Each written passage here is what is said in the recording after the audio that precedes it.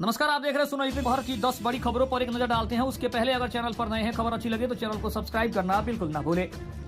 बता दें सबसे पहली खबर आ रही है, मोदी की गारंटी पर जनता को पूरा भरोसा। 3 राज्यों में भाजपा की प्रचंड जीत के आखिर क्या है मायने।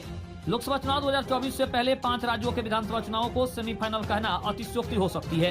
हालांकि इसमें कोई दो अतिशयोक्ति नहीं है कि प्रधानमंत्री नरेंद्र मोदी इन चुनावों में भाजपा की जीत में बड़ी भूमिका निभाई है। इसे मोदी मैजिक ही कहा जा रहा है कि बीजेपी ने कांग्रेस से 2 राज्य छीन लिए हैं। शिवराज सिंह चौहान के 12, अशोक गहलोत के 17 मंत्री हारे। जनता ने 43 दिग्गजों को आखिर निपटा ही दिया। 4 राज्यों के नतीजे घोषित हो चुके हैं। इनमें से 3 में भारतीय जनता पार्टी ने बम्पर जीत हासिल की है।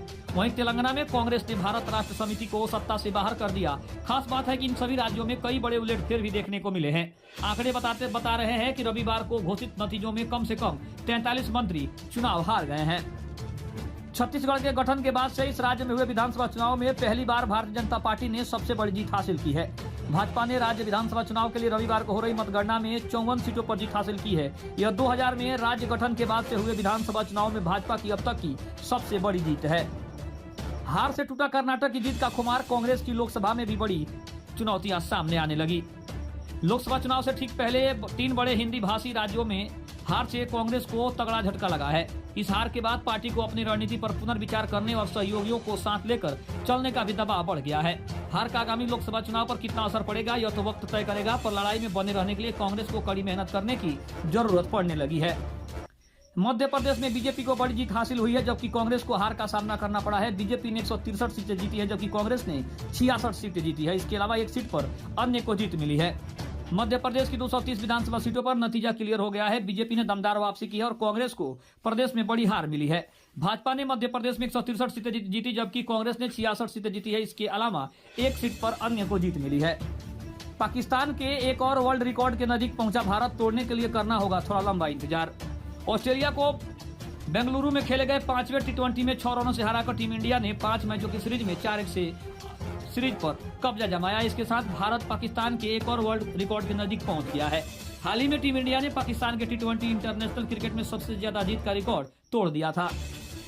आज की हैट्रिक ने 2024 की हैट्रिक की गारंटी दे दी। पीएम बोले, जहां दूसरों से उम्मीद खत्म, वहां से मोदी की गारंटी शुरू होती है।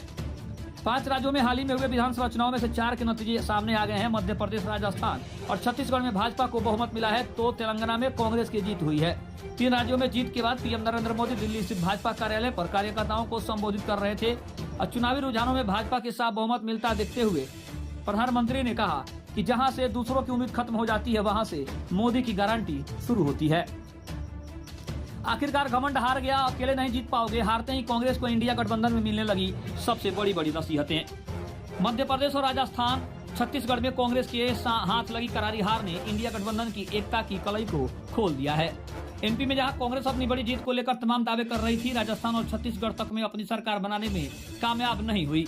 कांग्रेस की हार पर अब इंडिया गठबंधन ने उसे नसीहत देनी भी शुरू कर दी है। मोदी लहर ने किया कमाल। एमपी समेत 3 राज्यों में बीजेपी की बम्पर जीत। तेलंगाना में कांग्रेस की सरकार बननी तय हो गई। मध्य प्रदेश, राजस्थान और छत्तीसगढ़ समेत 4 राज्यों के वोटों की गिनती में भाजपा को बड़ी जीत मिली है। राजस्थान, मध्य प्रदेश और छत्तीसगढ़ में भाजपा ने रिकॉर्ड तोड़ जीत हासिल की है। मौसम विभाग ने अलर्ट जारी किया है। आंध्र प्रदेश से टकराने वाला है तूफान मिचोंग। 3 राज्यों में चेतावनी जारी हुई। बंगाल की खाड़ी के ऊपर गहरा दबाव क्षेत्र रविवार को चक्रवाती तूफान मिचोंग में बदल गया। 5 दिसंबर तक इसके नेल्लोर और मछलीपट्टनम के बीच दक्षिण आंध्र प्रदेश के तट से टकराने की संभावना। इस दौरान 80 से 90 किलोमीटर प्रति घंटे की रफ्तार से हवा चलने का अनुमान लगाया गया है। तो बताने की ये थी आज दोपहर की 10 बड़ी खबरें। खबर कैसी लगी कमेंट में जरूर बताइएगा। तब तक के लिए धन्यवाद। जय हिंद, जय भारत।